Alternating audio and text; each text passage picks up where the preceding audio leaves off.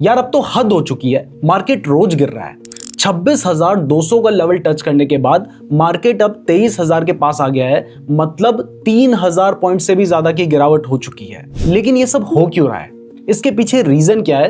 क्योंकि सबके पोर्टफोलियो की बैंड बजी हुई है। मेरा भी पोर्टफोलियो अच्छा खासा गिर रखा है एंड आई एम श्योर आपका भी अच्छा खासा गिर रखा होगा। कितना गिर रखा है ये कमेंट करके जरूर बता दीजिएगा। लेकिन हमारे लिए इंपॉर्टेंट है कि मार्केट अभी गिर क्यों रहा है, रीजन क्या है इसके गिरने का, और कब तक मार्केट गिर सकता है, और इस टाइम पर हमें करना क्या चाहिए। तो इसके बारे में मैं अभी डिटेल में बात करने वाला हूं, तो वीडियो को पूरा ध्यान से जरूर देखिएगा। तो सबसे पहले हम निफ्टी के चार्ट पे चलते हैं और यहां पर आप देख सकते हैं कि निफ्टी का जो हाई है वो 26,200 के आसपास है, और उसके बाद से आज जो मार्केट की क्लोजिंग हुई है वो हुई है 23,085 पर। अब अगर हम इसे परसेंटेज वाइज देखें तो मार्केट अपने ऑल टाइम हाई से लगभग 12% गिर चुका है, और पॉइंट्स में 3,000 से भी ज्यादा पॉइंट्स। और यहाँ पर चार्ट पे ना मैंने दो तरह की लाइन प्लॉट कर रखी है। एक है पर्पल कलर की लाइन जो कि हमारा 50 पीरियड का मूविंग एवरेज है, 50 डेज का मूविंग एवरेज है क्योंकि हम डेली चार्ट का यूज कर रहे हैं, और दूसरी रेड कलर की लाइन है जो कि हमारा 200 डेज का मूविंग एवरेज है। अब ये जो 200 डेज का मूविंग एवरेज है, 50 डेज का मूविंग एवरेज है, ये बहुत स्ट्रॉन्ग सपोर्ट होते हैं। 200 डेज का मूविंग एवरेज आप मान सकते हैं कि एक साल में लगभग 200 दिन मार्केट चलता है, चलता थोड़ा सा ज्यादा है लेकिन 200 दिन स्टैंडर्ड मान के हम चलते हैं। तो यहां पर प्राइस 200 दिन की जो उसकी मूविंग एवरेज है उससे भी नीचे आ चुकी है, यानी मार्केट ने अपना जो इंपॉर्टेंट सपोर्ट था 200 डेज मूविंग एवरेज का उसको ब्रेक कर दिया है। और अगर हम 50 डेज के मूविंग एवरेज की बात करें तो प्राइस उससे भी नीचे आ चुकी है, यानी पिछले 2 महीने में, देखिए पिछले 2 महीने मार्केट के लिए वैसे भी खराब रहे हैं, और उससे भी नीचे अगर प्राइस आ चुकी है तो आप समझ सकते हैं कि मार्केट की कंडीशन अभी बहुत खराब चल रही है। और अगर हम इंपॉर्टेंट सपोर्ट की बात करें तो देखिए ये जो 23,300 के आसपास का लेवल है ना, ये मार्केट के लिए एक स्ट्रॉन्ग सपोर्ट था।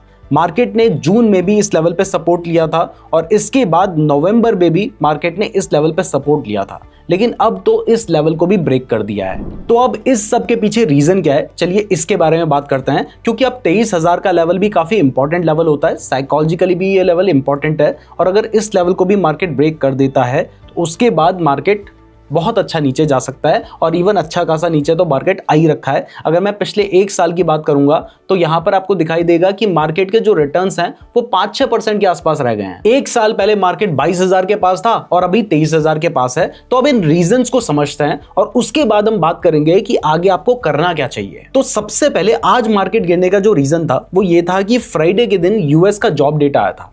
अब यूएस का जॉब डेटा अगर वीक आया होता तब मार्केट गिरता तो सेंस बनता, लेकिन यूएस का जॉब डेटा तो स्ट्रॉन्ग आया था, और इवन एक्सपेक्टेशन से ज्यादा स्ट्रॉन्ग था। और सिर्फ इतना ही नहीं, यूएस का जो अनएम्प्लॉयमेंट रेट था वो भी दिसंबर में घटकर 4.1% हो गया है। अब ये तो एक अच्छी बात है, फिर मार्केट क्यों गिरा है? तो इसके बावजूद मार्केट इसलिए गिरा है क्योंकि ये डेटा स्ट्रॉन्ग आने की वजह से यूएस में जो रेट कट होने के चांसेस हैं वो कम हो गए हैं। दूसरा मार्केट गिरने का जो रीजन है वो बहुत लंबे टाइम से चला आ रहा है। आप सभी को पता है कि जो फॉरेन इंस्टीट्यूशंस हैं वो लगातार सेलिंग कर रहे हैं। दिसंबर में तो उन्होंने थोड़ा सेलिंग घटा दी थी, 16,000 करोड़ की सेलिंग की थी, लेकिन अभी जनवरी के महीने में पिछले 12 दिन ही अभी गुजरे हैं और इतने में ही वो 20,000 करोड़ से ज्यादा की सेलिंग कर चुके हैं। यानी अगर इसी रेट से एफआईआई सेलिंग करते रहे तो इस महीने शायद वो 50,000 करोड़ से ज्यादा की सेलिंग कर देंगे, जो कि अगेन एक नेगेटिव पॉइंट है। अगला रीजन है कि देखिए इंडियन रुपीस की जो वैल्यू है वो लगातार घटती जा रही है। एक टाइम पर 60 रुपए के आसपास डॉलर हुआ करता था, आज 86 के पास यहाँ पर जो प्राइस है वो पहुंच चुकी है इंडियन रुपीस की डॉलर के कंपैरिजन में। यानी इंडियन रुपीस की जो वैल्यू है वो लगातार घट रही है, जो कि हमारी इकोनॉमी के लिए बहुत ज्यादा नेगेटिव है। इसके अलावा इसका जो डायरेक्ट इंपैक्ट होता है वो एफआईआईज के ऊपर पड़ता है, क्योंकि एफआईआईज अपना पैसा डॉलर में लेके आते हैं, यहाँ पर कन्वर्ट करके इंडियन रुपीस में यूज करते हैं, लेकिन इसके बाद जब वो सेलिंग करते हैं तो इस इंडियन रुपीस में ही पैसे को कन्वर्ट करके डॉलर में लेके जाते हैं।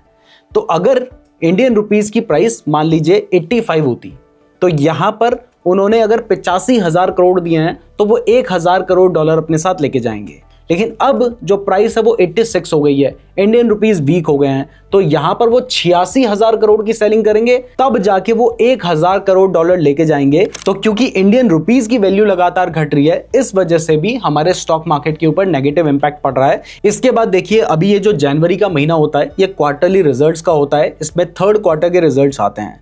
तो अभी बहुत सारी कंपनी के रिजल्ट्स आने हैं, तो इस टाइम पर मार्केट में वैसे भी वॉलेटिलिटी रहती है, और अभी अगले महीने की 1 तारीख यानी 1 फरवरी के दिन बजट भी आएगा। तो उस बजट में क्या क्या हो सकता है, कुछ पॉजिटिव होगा, कुछ नेगेटिव होगा। तो ऐसे टाइम पर जो फॉरेन इंस्टीट्यूशंस होते हैं वो थोड़ा संभल कर चलना प्रेफर करते हैं और मार्केट में जो वॉलेटिलिटी होती है वो जनरली बनी रहती है। इसके अलावा छोटी मोटी चीजें जो मार्केट के सेंटिमेंट को खराब कर रही हैं, उसमें HMPV वायरस की खबरें भी बहुत ज्यादा चल रही हैं। बट अगर हम बात करें कि अभी सबसे ज्यादा जो इंपैक्ट मार्केट के ऊपर डाल रहा है वो मेरे अकॉर्डिंग वो है डोनाल्ड ट्रंप, जो कि 20 जनवरी को अपनी पावर होल्ड करेंगे।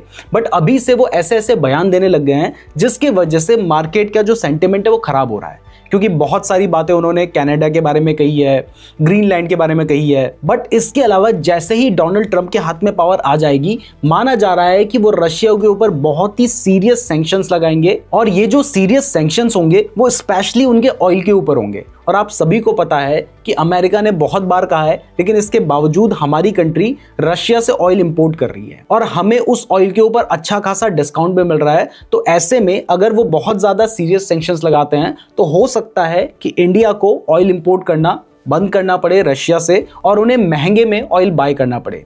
इसके अलावा अभी जो क्रूड ऑयल की प्राइस है वो ऑलरेडी बहुत ज्यादा बढ़ चुकी है, अपने 15 वीक हाई के पास पहुंच गई है, जिससे जो इन्फ्लेशन का प्रेशर है वो बढ़ गया है। तो ऐसे बहुत सारे रीजंस हैं जो मार्केट के सेंटिमेंट को खराब कर रहे हैं। लेकिन यहां पर आपको एक इंपॉर्टेंट बात बताता हूं। देखिए, हर बार मार्केट गिरेगा, कोई ना कोई बहाना, कोई ना कोई रीजन निकल आएगा कि मार्केट इस वजह से गिर रहा है। बट एक बात आपको पता होनी चाहिए, अगर मार्केट कभी अपने हाई पर है, यानी मार्केट की जो वैल्यूएशन है वो बहुत एक्सपेंसिव है, तो ऐसे टाइम पर ना मार्केट को बहाने चाहिए होते हैं गिरने के। तो जब मार्केट 26,000 के लेवल के पास पहुंच गया था, उस टाइम पर इंडियन मार्केट के जो पीई थे वो बहुत हाई थे और मार्केट बहुत एक्सपेंसिव हो गया था। तो ऐसे टाइम पर मार्केट को अगर कोई भी रीजन मिलता है, उस रीजन से मार्केट गिर जाता है। इसकी जगह पर अगर मान लीजिए अभी जो इंडियन मार्केट है वो अंडर वैल्यूड होता, तो ऐसे टाइम पर बहुत सारी नेगेटिव न्यूज भी ना बहुत आसानी से एब्जॉर्ब हो जाती और वो मार्केट को उतना ज्यादा इंपैक्ट नहीं डालती। और अगर कोई पॉजिटिव न्यूज आती तो उससे मार्केट बढ़ता। तो यानी सिंपल सी बात है, अगर मार्केट एक्सपेंसिव होगा तो उस टाइम पर कोई छोटा सा भी रीजन मिलेगा तो मार्केट बहुत ज्यादा गिरेगा, और अगर मार्केट सस्ता होगा या मार्केट अंडर वैल्यूड होगा तो उस टाइम पर कोई बड़ा भी रीजन होगा तो मार्केट उतना ज्यादा नहीं गिरेगा, और अगर छोटा भी पॉजिटिव रीजन आ जाएगा तो मार्केट बढ़ेगा। तो अभी मार्केट की जो वैल्यूएशन थी वो काफी ज्यादा हो चुकी थी और अभी भी मार्केट अंडर वैल्यूड नहीं है। मार्केट अभी और गिर सकता है, 23,000 के लेवल के नीचे भी आ सकता है। तो हमेशा याद रखें कि अगर आप लॉन्ग टर्म के लिए इन्वेस्ट कर रहे हैं तो आपको डरने की जरूरत नहीं है। शॉर्ट टर्म में जब मार्केट ऊपर जाएगा तो थोड़ा नीचे आएगा, उसके बाद टाइम लगता है कई बार मार्केट को वापस रिकवर करके ऊपर जाने में, बट मार्केट लॉन्ग टर्म में ऊपर ही जाता है। और अगर आप शॉर्ट टर्म में इन्वेस्ट करते हैं, स्विंग ट्रेडिंग करते हैं, तो यहां पर आपको अपनी पोजीशन साइजिंग को बहुत ज्यादा मेंटेन रखना पड़ेगा। अगर आप लालच के चक्कर में बड़ी पोजीशन उठा लेंगे तो यहां पर आपको बड़ा लॉस सहना पड़ सकता है। इसलिए पोजीशन साइजिंग का अगर आप शॉर्ट टर्म ट्रेडिंग करते हैं तो वहां पर जरूर ध्यान रखिएगा। तो मार्केट जब ओवर वैल्यूड होगा तो वो गिरेगा भी, करेक्ट भी करेगा, अपनी वैल्यूएशन को ठीक भी करेगा। तो अगर आपका विजन लॉन्ग टर्म का है तो आपको डरने की बिल्कुल भी जरूरत नहीं है। इवन अभी बहुत सारे अच्छे स्टॉक्स सही वैल्यूएशन पे मिल रहे हैं तो आप उनमें बाइंग भी कर सकते हैं, लेकिन अपना विजन लॉन्ग टर्म रखिएगा। शॉर्ट टर्म रखते हो या स्विंग ट्रेडिंग करते हो तो वहां पर हमेशा अपनी पोजीशन साइजिंग का ध्यान रखें। मैं उम्मीद करता हूं आपको ये वीडियो पसंद आई होगी। वीडियो पसंद आई है, वीडियो को लाइक और चैनल को सब्सक्राइब जरूर कर दीजिएगा। धन्यवाद।